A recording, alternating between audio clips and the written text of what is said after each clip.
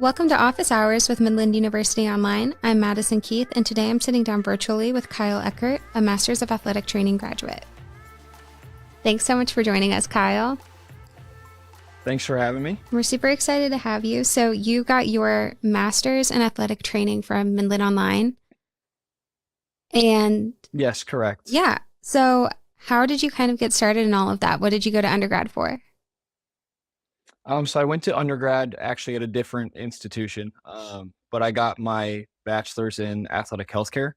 So it was really similar to the athletic training program already. Um, just it wasn't that master step that I needed to complete what I wanted to do. Cool. So how did you choose to go on that track after you graduated high school? How did you decide on that for college? So I really just playing sports through my whole life growing up. Had a lot of injuries across the way myself, and having the athletic trainers in my life that helped me, I just really enjoyed that and having that access. So it felt natural for me wanting to stay in the sports world, but not be an athlete, that it was a perfect fit. And I just really like the anatomy and science side of it as well.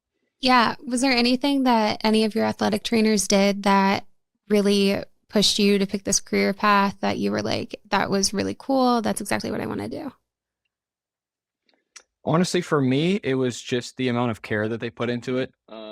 In my experience, it was less that I was just another athlete they had to see, and more of they actually cared about my injury, cared about getting me back into the sport that I loved, and just really trying to learn about the best way to help me instead of just viewing me as like another number. Yeah, that's awesome. So when you were in college getting your undergraduate degree, what was your coursework like? Was it mostly science based or were you doing a lot of hands-on stuff? What was that process kind of like? Through undergrad, it was more of just in the books, kind of normal coursework. A lot on the science side and a lot in the healthcare side. I took a lot of classes like kinesiology, anatomy and physiology, things like that. Um, but then when getting to Midland, one of my favorite parts about it was how hands-on it was. Just because with this profession, you can read stuff in the book about what you're supposed to do all the time, but until you can actually apply it and practice applying it, then that's when you really get the full feel of it and can really master it. Cool. So what are some examples from getting your master's that you got to do some hands-on stuff? What were those classes like?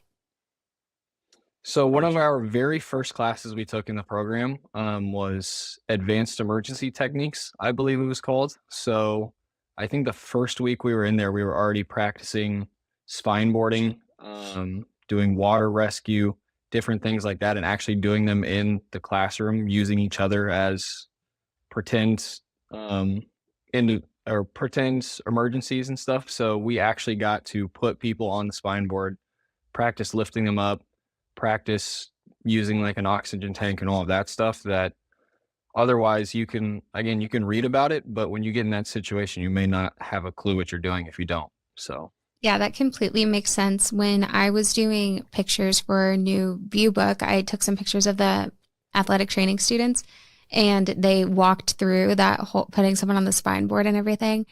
And it was obviously hilarious because I was there. So they have someone like in their face with a camera. So it was a right. lot more silly than it normally would be. But I can't imagine trying to learn how to do that only from a book and not doing it firsthand. Like there's no way Right. I would be able to figure out. There's so much more that you don't think about, even that the book doesn't say, that you have to do or communicate with the other people that you wouldn't know until you did it. So Yeah, for sure. Absolutely.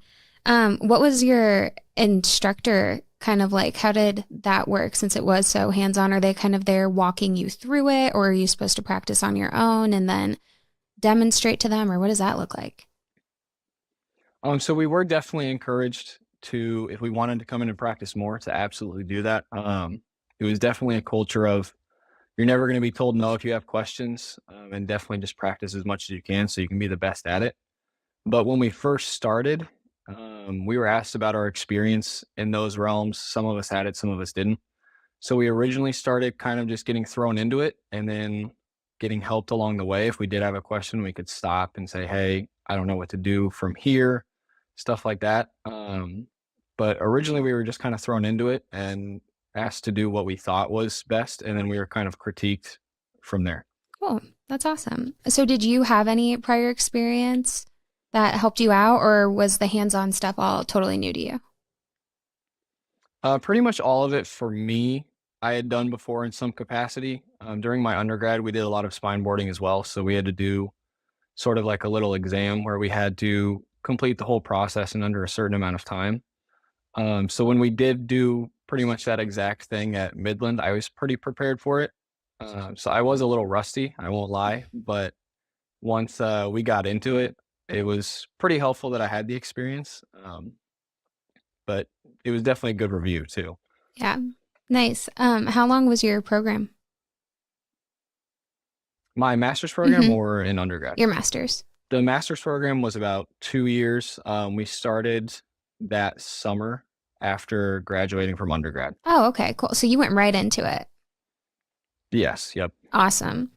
What was kind of the most memorable experience from your master's program, if you have any that you wanted to share? So I would say I would put in two memories. The first one was honestly just doing things like spine boarding, and the water rescue and everything, and doing that with your classmates because one, obviously it's extremely helpful. But two, sort of like you said, when you were in there with them, even when we were doing it, there were still some kind of just fun moments. Somebody makes a little mistake, and instead of, like yelling at them, we kind of just laugh it off or turn it into a little joke so nobody feels bad because we're all there to learn. But there were definitely some funny moments and inside jokes that came from that. Um, and then I think my second favorite one was just the broad range of experience that I got through Midland and being kind of outsourced for my internships and things like that. They really just helped me see a broad variety of the athletic training field in so many different areas. I definitely noticed that when I was there taking pictures that everybody seemed to get along really well. And it seemed like, I don't know how many hours a week you're actually in class, but it seemed like everyone was really comfortable with each other. And there was Hmm. definitely that like friendship going on um, Yep. in the classroom, which was really cool to see. Everyone was joking around. And that was one of my favorite shoots was working with the MAT students because they were a really good time. So that was a really fun day. What in your career field right now would you say is the most exciting thing going on? In my career field right now, I would say with my occupation specifically or my position, I do have the opportunity to work with the Minnesota Vikings and some of their camps. So kind of just the opportunities that I can go and do. Um, it's nice to be able to not take a day off, but be in a more relaxed situation if I'm just covering a high school event. But there's definitely the opportunities to go up with something like the Vikings that even while you're there and yeah, you're working and everything's super serious, it's just super cool to be able to do. Yeah, that's very cool. Let me backtrack a little bit. Where did you go after you graduated with your master's? So after I graduated with my master's, I still continued the internship that I was doing to finish off my program. Hmm. And so I stayed with them for another month or two. That was at Sporting KC, the MLS team back in Kansas Hmm. City. And then after that, took about a month off just to kind of relax. I'd been in school for the past who knows how long. So kind of just take a month off. And then as soon as that month ended, I moved up to the Minneapolis area and started the current job that I'm working right now. Tell me more about that first internship. What were you doing? So I worked with the academy teams there. So each MLS team has an academy, and it's their, I think, U12, so around 11-year-olds up to their second team, which is like an under 23 type thing. And so just working with them, I would spend pretty much every day there, either working different training sessions. I even got to travel with them. So I went to Florida, Washington, D.C., Maryland, Virginia, um, basically just acting as a athletic trainer, helping the two assistant athletic trainers that were already there. And then I even got to take over two of the younger teams to kind of just test my skills, see what it was going to be like in the real world, but still have some help if I needed it. Cool. Was there anything like crazy that happened when you were interning, that someone like got hurt or something like that, that you had to really apply your skills and know what you were doing right away? Yeah, so my first game after I received my national certification, I was allowed to cover the fields by myself fully. So my very first game, we were playing a team and a kid broke his wrist. So that was already, I handled it fine, but that was already just kind of an eye opener. You know, it's my first game. Yeah. So that was a little much. So after that game ended, I went over to tell the assistant athletic trainer about it. And on my way over, I got a call from the field I was supposed to cover next. And another kid had just broken his forearm. So I had to go over there and help him. And then as I finally get back to tell the assistant athletic trainer about both of those, a kid in that game ended up breaking his ankle. Is that normal for So like three people to just be breaking things? not really, no. So it was I just don't want to like say it's that was just your first day luck that it's all of yeah, it these was things kept a happening. very unlucky day for me, Yeah. but it was great experiences though. So You said he broke his one of them broke their forearm? Isn't that yes, like the hardest so bone I in your didn't body to break? Or is it this? the hardest bone is probably your femur, so your thigh Okay. bone, Oh, so just because none of of how those. big and strong it is. You'd think in soccer that you wouldn't break your wrist or your arm as much. But honestly, that's probably the most common broken bone I see. I mean, that makes sense if you like fall. I feel like they're falling down a lot. Right. Yeah, That and then just with the goalies having stopping hard shots all the time, they break a lot of fingers or hand bones and stuff like that as well. that makes sense. So the second you hear that one of these kids has something is broken, what does that look like from the time that you hear about it to the time that you're moving on to the next thing? Like, what do you do? So the most important thing is just to figure out how broken it is. And so when I say that, you're obviously not getting an X-ray right there on the field, but you need to make sure they have good circulation still. They're not cutting off the blood flow or the nerves or anything because that can just lead to more damage. Um, and so then from there, after you figure that out, you need to determine if it's considered a medical emergency. So if there is no circulation, um, or if they're losing a lot of blood, if it's a compound fracture or whatever it is, if you need to call 911 right then and there, or most of those kids would have parents at the game. So if it's just a smaller break, then you can call the parent over and be like, hey, you should probably take them to the emergency room real quick. Like they're not going to it's not a medical emergency, but their arm is still broken. So you need to take them. But so then after that, depending on how bad it is, I can give them a splint to kind of support it or put their arm in a sling, things like that, just to make the process of getting them to the doctor easier. And then from there, it's just kind of communicating with the coaches, the parents, trying to figure out the process for getting that athlete back into playing once he's healed.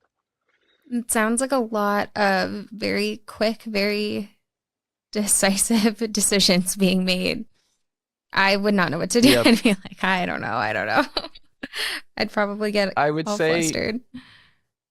I would say going into it, when you first start, for sure, it's very nerve wracking, and you're constantly thinking about, oh, okay, I don't want to mess up, I don't want to make a mistake.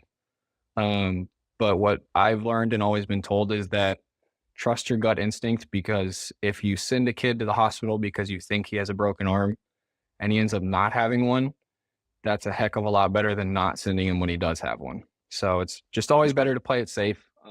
Even if you are wrong, you still will end up better than taking on unnecessary risk. Yeah, that's probably what I would follow. So a kid would sneeze and I'd be like, ER, you go to the ER, you go Right. to the ER, everybody's going to the ER. So did you have to were you doing your internship at all while you were still in the program? Was that part of it, or was it you graduated and then you got your internship? So the way it works when I was there, our last semester was pretty much just doing an internship. Okay. We had two online classes, one of which was sort of just like a review class, getting us prepared to take our national exam. And then the other one was more of just we would meet, I think, once a week, once a week or once every 2 weeks, and kind of just all meet and just talk about things we'd seen during our internships, things we'd learned, things we wanted to share, stuff like that. So it was mainly just doing the internships, just because they were so hands-on. It was kind of prepping us for the last step before we actually became full athletic trainers. Awesome. That's really cool. So did they help you get set up with your internships and help you like prep for the interview process, or what did that look like? Yeah, so most of it, we kind of chose where we wanted to go for an internship. So I know for me and my roommate, we asked our teachers to help us make the emails, make sure they were professional looking, included all the right information. And then from there, it was just kind of wherever you chose, you reached out to them, and hoped they responded and hoped they responded well.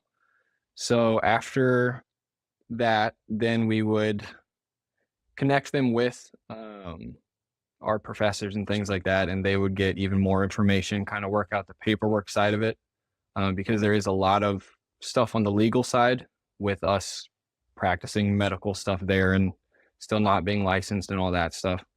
So then once that all went through, it was kind of just a waiting game to see if the internship would approve of it.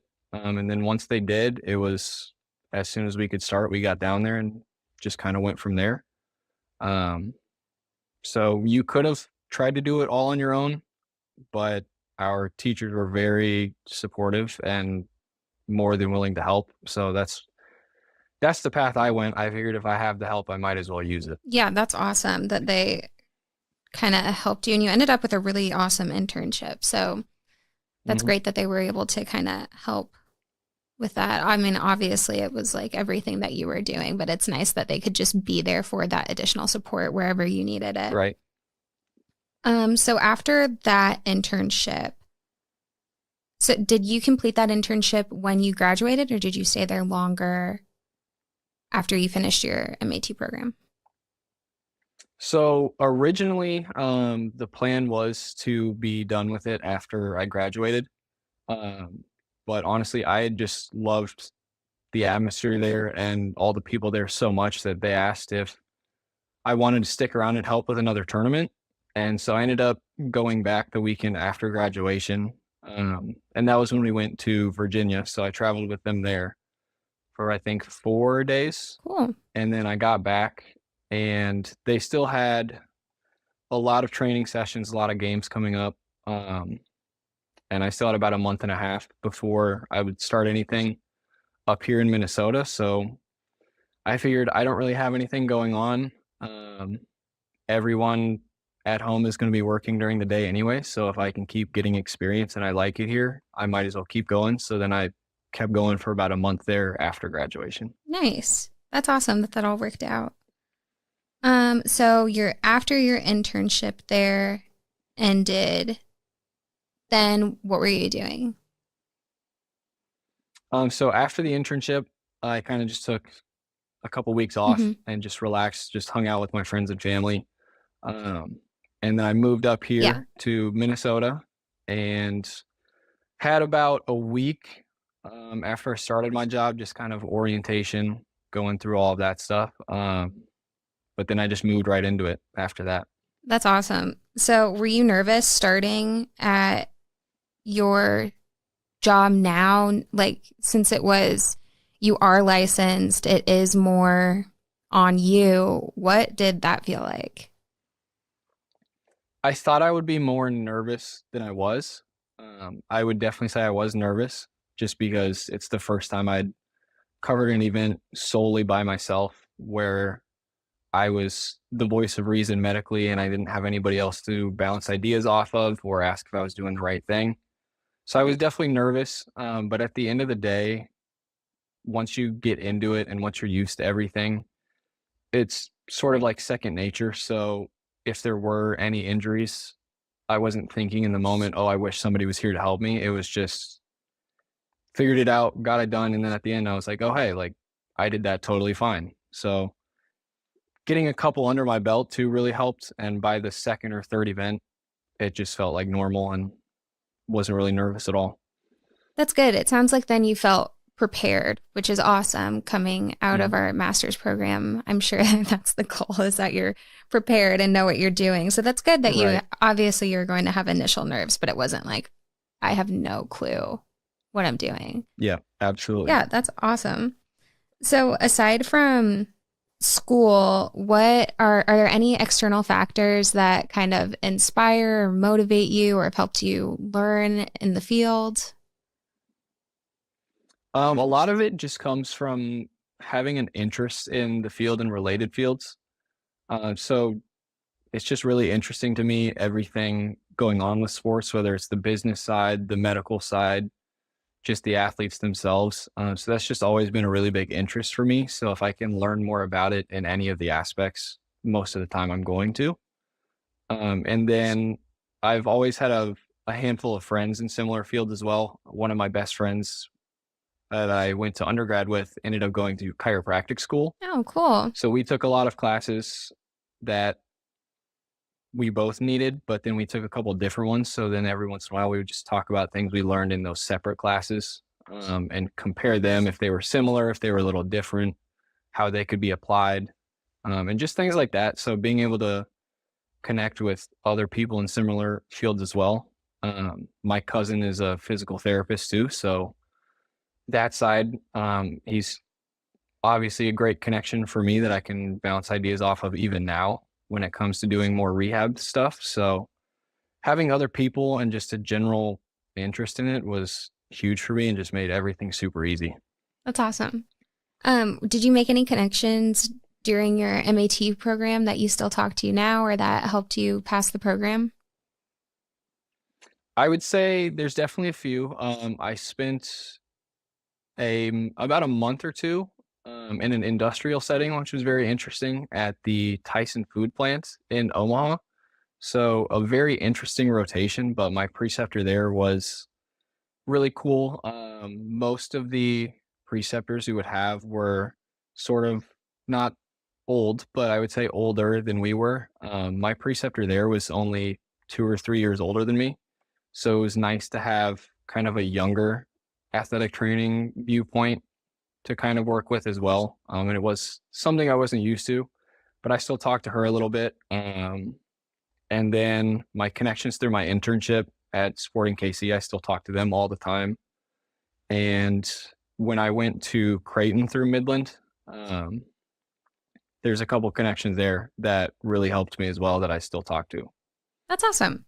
I think that's something I always wonder about with our graduate programs and something that I hear a lot is how people make connections even past the program, which I feel is kind of rare for graduate programs. It's not the same as undergrad where you're talking to people all the time usually and seeing the same people over and over again and like meeting in the caf or whatever. So I think it's awesome Right. that Midland still creates those relationships even though it's a little different.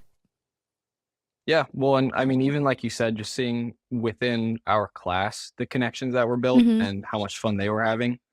I still talk to so many of my classmates, and even though we're hundreds of miles apart, we still try to meet up if one of us is in town, or something like that. And then Stephanie, our program head or one of our program heads, she still reaches out every once in a while asking how things are going, just making sure we're okay. And she's super interested to learn in what we're doing. So having a connection like that is awesome too.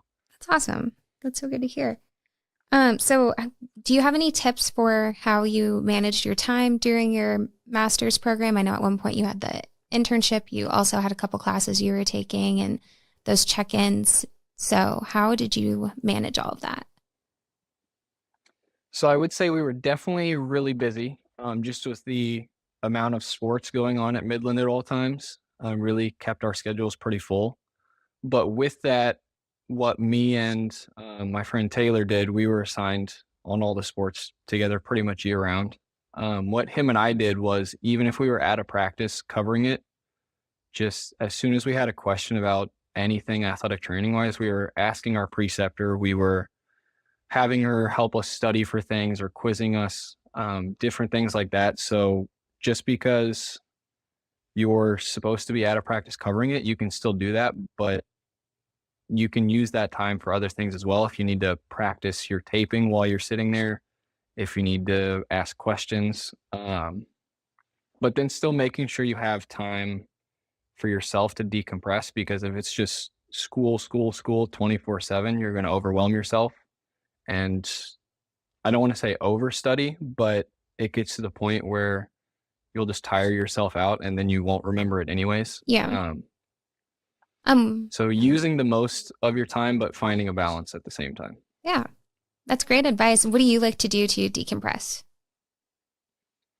A lot of times my roommate and I were very competitive. So we would play, I grew up playing soccer. He grew up playing soccer. So if we were doing something outside related to that, or if we were just in playing video games or watching a random NBA game, just pretty much anything to kind of get our mind off of school. But just because we were so into sports, it still stayed around that aspect. But really just anything that was fun and lighthearted that could get our minds off of things. So fun. That's awesome. So I do have one final question before you go that I'd like to ask all of my guests, and that is, what advice would you give to someone considering getting their master's with Midland Online? I would say go for it. If you're someone who is willing to challenge themselves, obviously graduate programs aren't going to be easy, but I think Midland is a great place that if you're going to go, you want to learn and you're willing to challenge yourself and want to be the best you can be, that it's going to be a good place for you. And while you're there, just use all the resources you have and you'll be golden. Awesome. Thank you so much. And thank you for joining us on this episode of Office Hours with Midland University Online. For more information about our graduate and professional studies programs, visit us at midlandu.edu/online. Visit the link in the description to follow us on social for program updates, upcoming events, and podcast release dates. Thank you. Bye.